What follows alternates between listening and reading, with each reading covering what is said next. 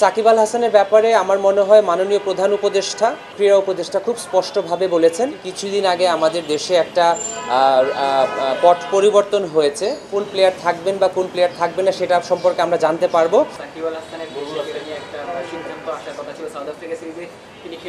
দেখুন, সাকিব আল হাসানের ব্যাপারে আমার মনে হয় মাননীয় প্রধান উপদেষ্টা, মাননীয় আইন উপদেষ্টা এবং মাননীয় ক্রীড়া উপদেষ্টা খুব স্পষ্টভাবে বলেছেন।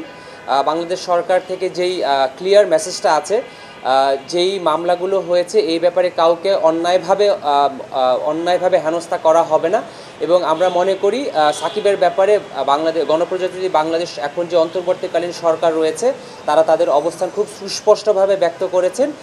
ইনজুরি সমস্যা না থাকলে এবং সিলেকশন জড়িত কোনো ইস্যু যদি না থাকে, এখন পর্যন্ত সাকিব আল হাসানের বাংলাদেশে যে হোম সিরিজ আছে এটা না খেলার কোনো কারণ আমি ব্যক্তিগতভাবে দেখছি না।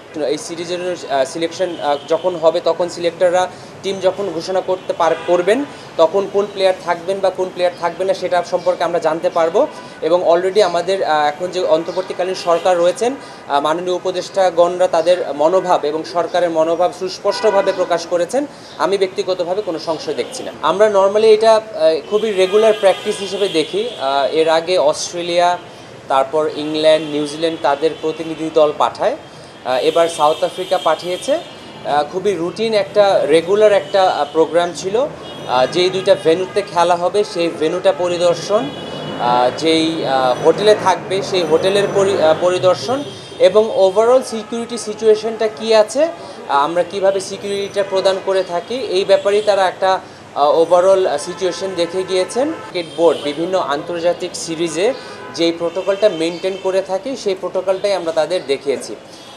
মূলত যেই জিনিসটা আসলে এবার একটু ডিফারেন্ট হয়েছে সেটা হচ্ছে, যেহেতু আমরা জানি যে কিছুদিন আগে আমাদের দেশে একটা পট পরিবর্তন হয়েছে এবং সেই পরিবর্তনের কারণে আনফর্চুনেটলি আমরা ওমেন্স ওয়ার্ল্ড কাপটা হোস্ট করতে পারিনি। এই কারণে তাদের একটু কনসার্ন ছিল যে দেশের সার্বিক পরিস্থিতিটা কী এবং আমরা কিভাবে সার্বিক নিরাপত্তার ব্যবস্থাটা সাজিয়েছি এটা তারা দেখতে এসেছিল।